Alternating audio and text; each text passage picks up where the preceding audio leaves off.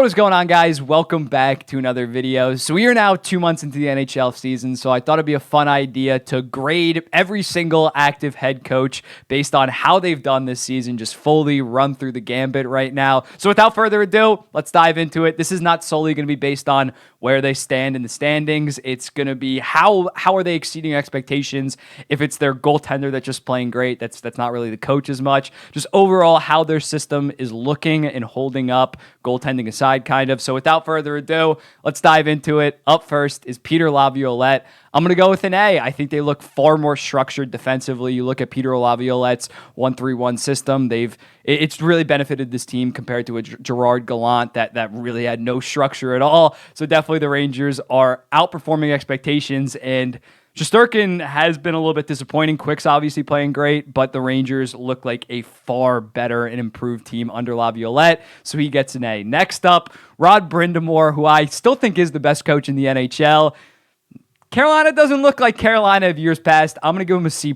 They're still on pace for like 103 points or something like that. But after that shellacking by Edmonton, there's definitely been a lot more defensive lapses by the Carolina Hurricanes compared to last year, considering they play that man-to-man system. It does open up for some bad off nights if you're really not on your game. So when looking at Carolina, they're still going to cruise to a playoff spot, but considering what Rod has done over the past couple of years, I do think by his standards, this is a pretty disappointing season for the Carolina Hurricanes. So I'm going to go with the C+. The next coach we're going to is Jim Montgomery. Jim Montgomery, he gets an A. Ever since he came to Boston, they have been the best team in the regular season. Playoffs aside, let's not talk about it. But similarly to Laviolette, his system is so efficient. Definitely helps when he has the two best goaltenders in the entire league, goaltending tandem in the entire league, excuse me. But when looking at them, he's really optimizing some of these guys that people thought were washed up. But Charlie Coyle has 24 points and 20 points in 24 games. JVR has been an absolute steal when it looks like his career was toast. So he's really getting all the juice out of some of these guys, considering the roster just isn't as impressive as last year. He's really found the roles for these guys to flourish in, so I'm going to go with an A. The next coach, DJ Smith, he gets a D. It hasn't been that pretty. The Senators are 10-10 right now, so they're like out of the playoff spot, but the team is just, when they're off, they are really off. They look really bad. And when he's just such a bipolar coach, and I think in a division like the Atlantic, every single night you need to be on your game. You need to it's pretty evident because they don't have a single overtime shootout loss. So they either lose by 2 or like win by 2. It's just very inconsistent and just far too many defensive lapses night in and night out. The system really has no structure under a DJ Smith. So I think a D rating does make sense given the Senators' high expectations. The goaltending's been pretty disappointing, but I think it's mainly been on DJ Smith. Up next, we got Derek Lalonde. Derek Lalonde gets an A. Wings were not expected to be in this position, and I think a lot of it has to do with Lalonde really utilizing and switching his lineup to create the best lineup possible. You look at it this summer, they got a bunch of different pieces, like a Hull who looks great now. Gostisbehere is absolutely killing it from an offensive perspective. JT Compher has slid into that second line center so efficiently. DeBrincat obviously had that great start, still playing great overall. He had a ton of different pieces to insert into the lineup this year, and overall his system has been pretty efficient to do that. Who we're going to next is going to be Lindy Ruff. Lindy Ruff, it's a D. It's a D. I know the goaltending has not been that good, but I think it is more so to do with the defensive structure of the New Jersey Devils. Their defense core has just not looked well. Compared to last year when they were able to kind of outscore some of those problems, that has not been the case this year. And when you're just bleeding so many high danger chances per game, even if you have a great goaltender back there, you're going to give up some points. So Lindy Ruff, I don't think he's going to get fired anytime soon. I think they'd have to keep this up for like another month or two. But it's definitely been a very disappointing job for him in the New Jersey Devils. Going over to Washington, Spencer Carbery has been very good. I'm going to give him an A-. I do think the Capitals' underlying numbers suggest that they are far outperforming what they should be. But, I mean, at the end of the day, wins are wins, and he's been exceeding expectations. The Capitals, people were not expecting this team to be in a playoff spot, battling for a playoff spot. They're in it right now by points percentage. They're actually in one of the Metro spots right now by points percentage, and a lot of it has to do with what Carbery has come in and done. You look at it, Laviolette was only able to get an 80-point team out of this. Carbery has flipped that overnight. Really, that new voice in the room has seemed to work for the Washington Capitals, and Spencer Carbery definitely a part of that. Going back up to Canada, we got Martin St. Louis. Martin St. Louis gets a B+. Canadians, from a points perspective, definitely outperforming expectations. I would like to see more of Caulfield, Slavkovsky take that next step personally, but overall, St. Louis has been a very efficient coach throughout his time in Montreal, going from Dom Ducharme, who was a disaster. So St. Louis, good coach, B+. Tampa Bay, John Cooper. I'll go with a B- for John Cooper. It's definitely been a slow start, in part because Vasilevsky was out for those first 6 or 7 weeks for the most part, so you can't expect that much. But defensively, they are looking pretty bad, to be honest. Sergachev and Hedman are not putting up the defensive results that you expect from them in years past. Obviously, Kucherov's been kind of carrying the load offensively, so I think just as a team, he hasn't been able to get a ton out of his bottom 6. Still a fantastic coach, but I think a B- as of right now is pretty fair. Next up, Pascal Vincent. I think he gets the 1 F, if I'm being honest. I'm not giving out a ton of Fs, but when looking at the Columbus Blue Jackets, I didn't expect them to be like a 6 safe playoff team, but they've been utterly pitiful right now. And in terms of his star players, Laine gets scratched, tries him out at center. Gaudreau looks like utter shit. Fantilli played like 10 minutes last night. Ken Johnson got sent down because Vincent just wouldn't play him. It has just been a total shit show for a guy that doesn't have any experience. Some of the decisions that he's making, I don't know. I think he could get fired midseason, and if you're Columbus, just start playing the young guys a ton. What are you doing at this point? It's just an utter disaster in Columbus, and I think Vincent has not been that good of a coach. I think Babcock would have been an improvement, which is saying something. So up next, Sheldon Keefe. Sheldon Keefe, C+.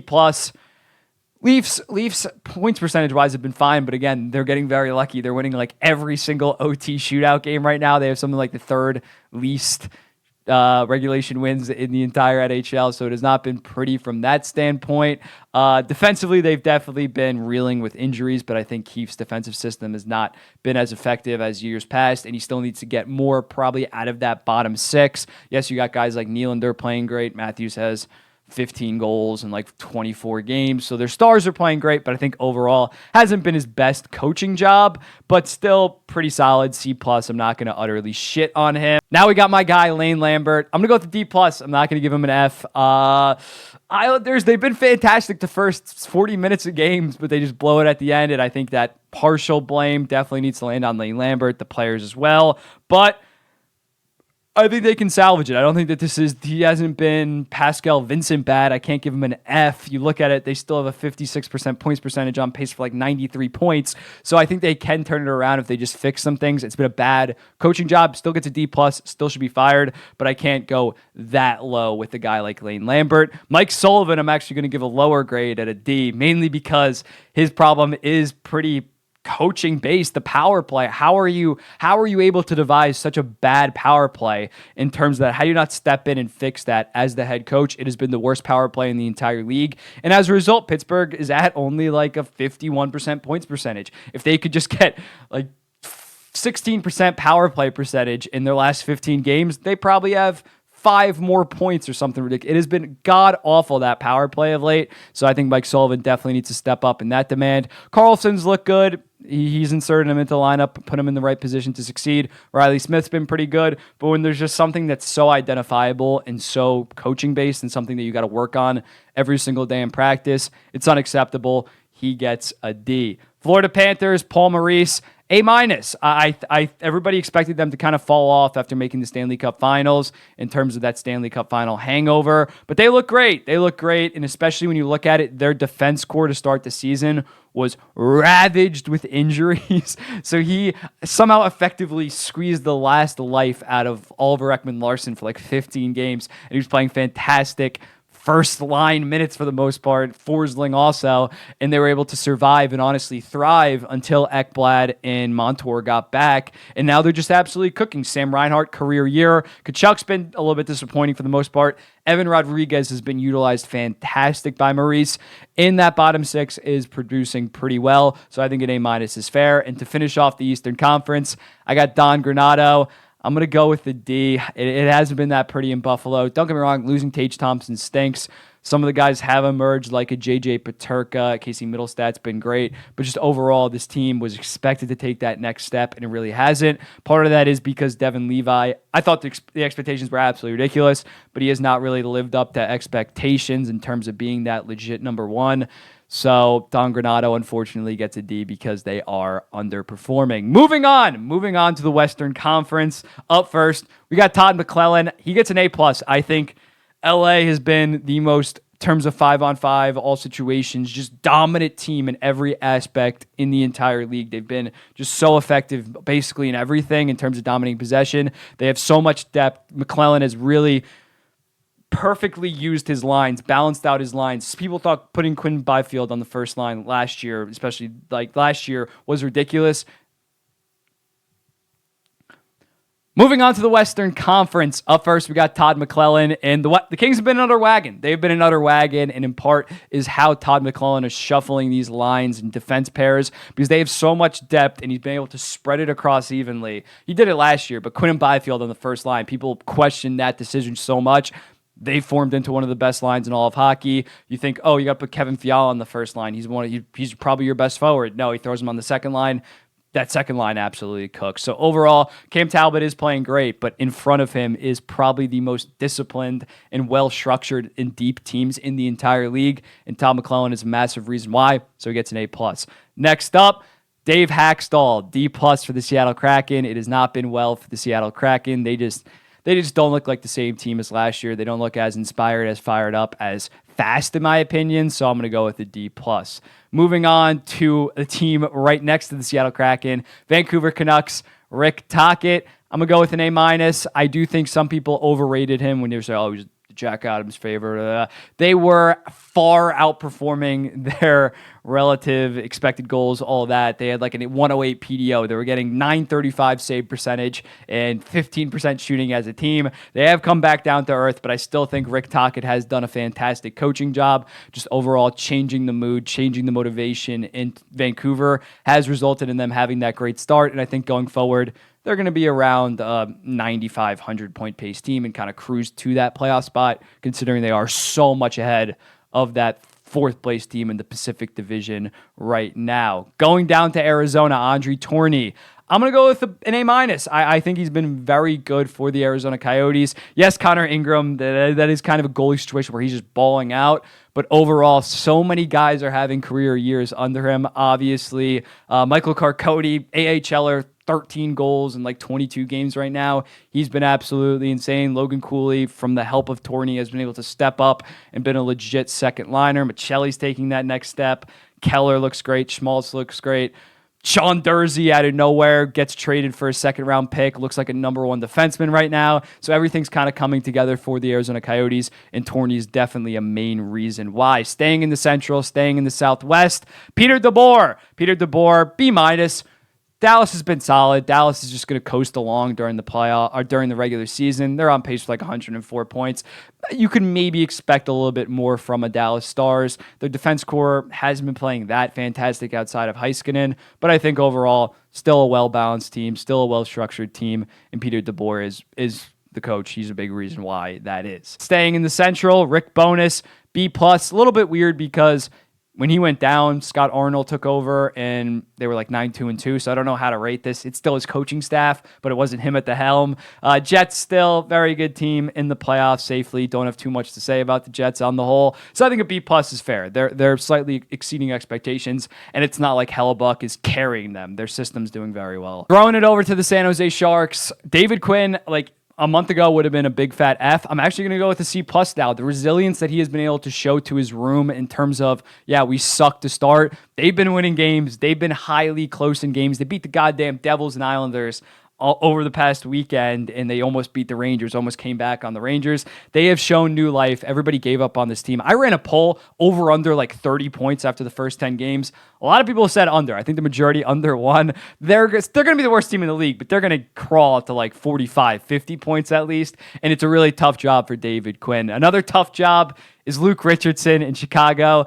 I'm going to give him a C just because I do think they actually do have a little bit more talent than the San Jose Sharks. Not by much, but they started okay. Now they're kind of on the decline. They might actually finish with a worse record than the San Jose Sharks. Bedard's been great, but just overall as a team, they've been pretty shit. But, I mean, how much can you expect from Chicago Blackhawks? So I can't really shit on him, but he gets a C. Going over to the two new coaches. Up first, John Hines of the Minnesota Wild. You got to give him an A just because I still don't think that he's lost as the Minnesota Wild's head coach. I could be wrong on that. He's either 4-0 or 3-1. So, I mean, clearly his new voice in the locker room has helped. I still think Dean Evason's a better coach, but it's definitely been impressive. And then Chris Knobloch, same thing goes for him. I might give him an A+, probably just an A. He's really come in and really energized that room. I still think Woodcroft's a better coach, but it definitely his system has worked for them. They've been pretty explosive with that. So overall, the two new head coaching hires, although I think long-term it's not that good of a hires, have been doing pretty good. So I got to kind of shut my mouth. St. Louis Blues coach Craig Berube, B+. Blues right now are in a wild card spot. People gave up on this team. Their defense core has not been as bad as people think, and I think Craig Berube's defensive structure is a pretty big reason as to why that is in terms of their forward core. Guys like Buchnevich are starting to heat up. Kairu's been solid. Thomas has been playing really good. He's probably going to set a career high in points. So I think Craig Berube has done a pretty solid job, especially since Jordan Binghamton has kind of slowed down. They've still been winning games, at least getting to overtime in games. And if they make the playoffs, that is a great coaching job by Craig Berube. Jared Bednar, B-. Avalanche they're gonna safely cruise to the playoffs. I wouldn't call this a great coaching job. Last year was definitely more impressive with all the injuries they dealt with. Landeskog on LTIR, and they didn't even use his money because they thought he might still come back. This year, it's not that impressive, but I still think overall an okay job given the expectations. B-. They're not clearly they're not running away with the Central Division like you maybe hope, or at least at like a 70% points percentage, but they're still going to make the playoffs easy. They're kind of on cruise control for the most part. So I think he's done an okay job. B-. Craig Cronin gets a B. I don't really care about the record that much because they only have a 40% points percentage. But when you look at Pavel Mintyukov, fantastic rookie year, developing great, and Leo Carlsson also playing great, Mason McTavish, the fact he's putting his young guys in very well positions to succeed. I know the team might not be winning games at this point, but the future is all that really matters to the LA Kings. Who cares if Adam Henrique has a great season or Ryan Strome? You care about the young guys. Cronin is putting an emphasis on putting his young guys in pretty big situations and see how they do. So I think Cronin's been very good. I'll actually go with a B+. Screw it. And then Ryan Hushka, probably mispronouncing that, D+. Flames kind of look uninspiring and kind of just a boring team right now, like they did under Sutter last year. So I think maybe they can turn it around, but overall, it's just kind of a bore. Connor Zary and Pospisil have definitely been improvements. Play more of your young guys, and you'll see your team get faster and more exciting. So hopefully he does more of that. But I think it has been a pretty disappointing showing thus far, D+. Then Andrew Brunette to finish it off. I'm going to go with the B+. I was very low on the Nashville Predators coming into the season. They've been winning a lot of games of late. I think they've gotten 12 points out of their last 7 or 8 games. So they're heating up right now, especially after that Colorado comeback from behind win with 30 seconds left. I think he is getting the most out of this group right now. I know they only have a 52% points percentage, but I do think he is doing a very good job coaching. So those are my coaching grades of all 32 teams. I'll throw them on the screen right now. You can go through them, but let me know in the comments. What do you think about this? Again, these coaches can turn it around. We're still only 2 months in. But yeah, I want to hear from you guys, and I'll be seeing you in the next one.